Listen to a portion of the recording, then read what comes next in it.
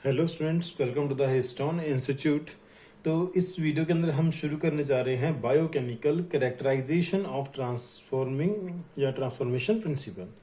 जो हमने अब तक पढ़ा था, ग्रिफिथ ने जो एक्सपेरिमेंट किया था आर और एस स्ट्रेन ऑफ बैक्टीरिया के साथ, उसने माइस को इंजेक्शन दिए थे और उसके पास एक अनयूजुअल कॉम्बिनेशन और रिजल्ट जो निकल के आया था, उसके अंदर उसने बात करी थी ट्रांसफॉर्मेशन प्रिंसिपल के बारे में। तो उस ट्रांसफॉर्मेशन प्रिंसिपल का तब तक ग्रिफिथ को ये नहीं पता था कि वो किस केमिकल नेचर का है, यानी कि वो ट्रांसफॉर्मेशन प्रिंसिपल क्या है, प्रोटीन है, लिपिड है, फैट्स हैं, अमाइनो एसिड है, डीएनए आरएनए क्या है, उसको अब तक क्लियर नहीं था। तो इस टॉपिक के अंदर हम उस कंफ्यूजन को दूर करेंगे। तो हम शुरू कर रहे हैं biochemical characterization of transformation principle. देखिए ध्यान से, 1933 से लेके 1944 तक, यानी करीब करीब 11 साल, करीब इन 11 साल के अंदर अवेरी, मैक्लियोड एंड मैककार्ट, ये तीन साइंटिस्ट थे। इन्होंने बहुत सारे क्या करे, एक्सपेरिमेंट्स करे, यानी कि बहुत सारे जो फंक्शंस हैं परफॉर्म किए टू फाइंड आउट कि जो ग्रिफिथ ने ट्रांसफॉर्मिंग प्रिंसिपल की बात की थी, वो transforming principle actually chemical nature क्या है उस ट्रांसफॉर्मिंग प्रिंसिपल का, राइट। तो उसके अंदर उन्होंने किया क्या, तो हम इसको थोड़ा सिंपलीफाई करने की कोशिश कर रहे हैं। भाई अवेरी जो साइंटिस्ट थे और उनके जो कलीग्स थे, मैक्लियोड एंड मैककार्टी, उन्होंने क्या किया, उन्होंने जो heat killed S strain of bacteria था, उस heat killed S strain of bacteria में से डीएनए, आरएनए और प्रोटीन्स को आइसोलेट किया और उनको 3 टेस्ट ट्यूब के अंदर रख लिया, राइट। फिर उन्होंने इस टेस्ट ट्यूब के अंदर प्रोटीएज एंजाइम को डाला। प्रोटीएज एंजाइम क्या करेगा, इस प्रोटीन को डिग्रेड कर देगा, राइट। तो बचे क्या, डीएनए और आरएनए। और फिर ट्रांसफॉर्मेशन करवा के देखी तो ट्रांसफॉर्मेशन हो रही थी, राइट, ट्रांसफॉर्मेशन हो रही थी। फिर दूसरे टेस्ट ट्यूब के अंदर उन्होंने आरएनएज एंजाइम ऐड किया, जिसने आरएनए को क्या कर दिया, डिस्ट्रॉय कर दिया। तो बचा डीएनए और प्रोटीन। फिर भी उन्होंने देखा कि ट्रांसफॉर्मेशन अभी भी हो रही है, थर्ड और लास्ट उन्होंने क्या किया, उन्होंने इस टेस्ट ट्यूब के अंदर डीएनए को ऐड किया। डीएनए ने डीएनए को क्या कर दिया, डीएनए को डाइजेस्ट कर दिया।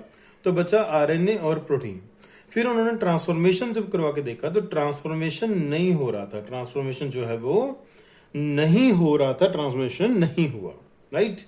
तो जब ये क्लियर हुआ कि भाई डीएनए के ऐड करने से ट्रांसफॉर्मेशन रुक जाता है, यानी कि ट्रांसफॉर्मेशन नहीं हो पाता, इसका मतलब डीएनए जो यहाँ पे प्रेजेंट था, जो डाइजेस्ट हो गया डीएनए की वजह से, वो एक्चुअली ट्रांसफॉर्मेशन करवा रहा था। तो डीएनए जो है वही ट्रांसफॉर्मिंग प्रिंसिपल होगा, क्योंकि जिसके डाइजेस्ट होने से ट्रांसफॉर्मेशन रुक जाता है, राइट, क्लियर। तो बहुत बढ़िया तरीके से उन्होंने एक्सप्लेन किया। तो इस चीज से ये प्रूव हो जाता है कि डीएनए जो है वही जेनेटिक मटेरियल है, क्योंकि DNA is responsible for transformation. तो इस एक्सपेरिमेंट से क्लियर हो जाता है कि डीएनए जो है वो ट्रांसफॉर्मेशन के लिए रिस्पॉन्सिबल है, इसीलिए डीएनए जो है वो जेनेटिक मटेरियल यानी कि ट्रांसफॉर्मिंग प्रिंसिपल की तरह काम करता है। लेकिन उस टाइम जो बाकी के साइंटिस्ट थे, वो साइंटिस्ट अभी भी कन्विंस नहीं हुए इस बात से, इस एक्सपेरिमेंट से, कि डीएनए जो है वो जेनेटिक मटेरियल की तरह काम करता है। इस बात से इस एक्सपेरिमेंट से खुश नहीं थे। क्यों? क्योंकि भाई पहली बात तो उसको इस एक्सपेरिमेंट करने के लिए हमें कुछ प्रोटीन्स की रिक्वायरमेंट थी, for example enzymes like protease, RNase, DNAs, यानी कि ये चीजें और ज्यादा कंफ्यूज होती जा रही थी। पहले हमारे पास ट्रांसफॉर्मिंग प्रिंसिपल के बारे में पता चला, भाई ट्रांसफॉर्मेशन हो रही है, फिर उसको क्लियर करने के लिए हमें और ज्यादा केमिकल्स को इंट्रोड्यूस करना पड़ा। पहले ही हमारे पास कंफ्यूजन थी कि भाई प्रोटीन है, आरएनए है, डीएनए है, ऐसा कौन सा मॉलिक्यूल है जो ट्रांसफॉर्मेशन करवाता है। और इसको सॉर्ट आउट करने के लिए हमने और ज्यादा प्रोटीन्स को यहाँ पे इंक्लूड किया। क्या पता वो डीएनए ने डीएनए को डाइजेस्ट किया, या फिर डीएनए ही आगे चल के ट्रांसफॉर्मेशन को रोक रहा हो। ये आरएनएज और प्रोटीएज जब हमने ऐड किया था यहाँ पे, क्या पता ये प्रोटीएज खुद ट्रांसफॉर्मेशन के अंदर कुछ रोल प्ले करता हो, गॉट इट। उस टाइम पे 1933 या 1944 के टाइम पे हमारे पास इतनी इंफॉर्मेशन नहीं थी जितनी आज हमारे पास है। तो उन्होंने बोला कि भाई हमें और ज्यादा प्रोटीन्स और ज्यादा एंजाइम्स यहाँ पे यूज करके ये प्रूव करना पड़ रहा है। तो भाई वो इस बात को लेके सेटिस्फाई नहीं थे। दूसरा उन्होंने बोला कि बैक्टीरियल ट्रांसफॉर्मेशन से आप ये डिसाइड करना चाहते हो कि भाई जेनेटिक मटेरियल ट्रांसफॉर्मिंग प्रिंसिपल क्या है, आप बैक्टीरियल ट्रांसफॉर्मेशन के ऊपर ही रिलाई क्यों कर रहे हो।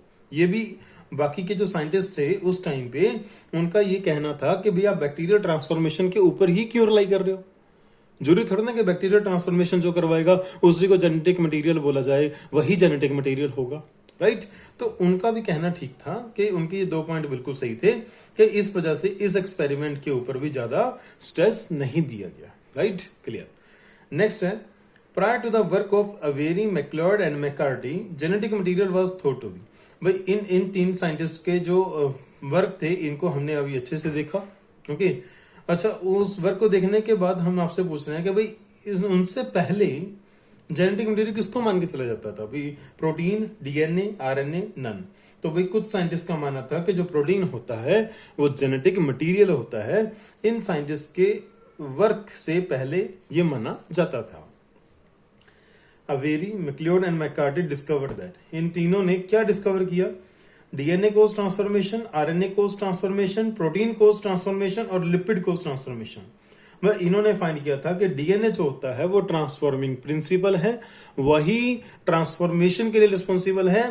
ट्रांसफॉर्मेशन का यहाँ मतलब क्या है, वही जो आर स्ट्रेन ऑफ बैक्टीरिया था वो एस में कन्वर्ट हो जाता है, जिसको हमने ट्रांसफॉर्मेशन का नाम दिया था, तो इन तीनों ने बताया था, ये प्रूव करके दिखाया था कि भाई इस ट्रांसफॉर्मेशन के पीछे डीएनए ही रिस्पॉन्सिबल है। So DNA is the cause of transformation. Which enzyme inhibited the transformation, ऐसा कौन सा एंजाइम, हमने 3 एंजाइम यूज किए, कौन कौन से, प्रोटीएज, आरएनएज, डीएनएज या ऑल ऑफ दिस। हमने इन 3 एंजाइम की हेल्प से ये फाइंड आउट करने की कोशिश करी कि ट्रांसफॉर्मेशन किसकी वजह से होती है या किसकी वजह से नहीं होती, राइट। तो इन तीनों में से कौन सा एंजाइम है जिसकी वजह से ट्रांसफॉर्मेशन इनहिबिट हो जाती है, या फिर ये तीनों ही हैं, ऑल ऑफ दीज। तो हमारा आंसर है यहाँ पे थर्ड ऑप्शन, डीएनएज। तो डीएनएज जो होता है वो एक ऐसा एंजाइम है जो कि ट्रांसफॉर्मेशन को रोक देता है, गॉट इट। जैसा कि हमने तीसरे एक्सपेरिमेंट के अंदर देखा कि हमने जब इस टेस्ट ट्यूब के अंदर डीएनएज को ऐड किया तो डीएनएज ने डीएनए को डाइजेस्ट, देखिए यहां जब भी एज कहीं लगा होता है तो समझ आइएगा एज का मतलब होता है एंजाइम, एज का मतलब होता है एंजाइम। तो हमने डीएनएज एंजाइम जब इसके अंदर ऐड किया तो वो किसको डाइजेस्ट करेगा, डीएनए को करेगा। तो डीएनए डाइजेस्ट हो गया, बचा आरएनए और प्रोटीन, और जब डीएनए डाइजेस्ट हो गया ट्रांसफॉर्मेशन नहीं हुई, गॉट इट। तो डीएनएज एंजाइम जो था वो ट्रांसफॉर्मेशन को इनहिबिट कर रहा था। ये चीज हमने एक्सपेरिमेंट के अंदर फाइंड करी, तो हमारा आंसर आएगा third option, DNAs enzyme. Next हमारा टॉपिक आएगा हर्शे एंड चेज का एक्सपेरिमेंट, जिसको ब्लेंडर्स एक्सपेरिमेंट भी बोलते हैं, ठीक है। तो इसके अंदर हमें क्लियर हो जाएगा कि भाई जेनेटिक मटेरियल कौन है कौन नहीं है। अनइक्विवोकल जो प्रूफ आएगा वो हमारे पास यहीं से आने वाला है। लेकिन आज की वीडियो को हम यहीं पे एंड कर रहे हैं। हमने आपको क्वेश्चंस जो हम बन पाए, जो क्वेश्चंस आपको दे सकें, और एक्सपेरिमेंट को जितना हो सका उतना इजी करके आपको बताने की कोशिश करिए। आई होप कि वीडियो आपको अच्छे लग रहे होंगे। मैं इन एक्सपेरिमेंट्स को एक एक वीडियो के अंदर इसलिए बना रहा हूं ताकि आप इनको अच्छे से कर पाओ। एक ही वीडियो के अंदर सारे एक्सपेरिमेंट्स मिक्स करके मैं आपको कंफ्यूज नहीं करना चाह रहा, ओके।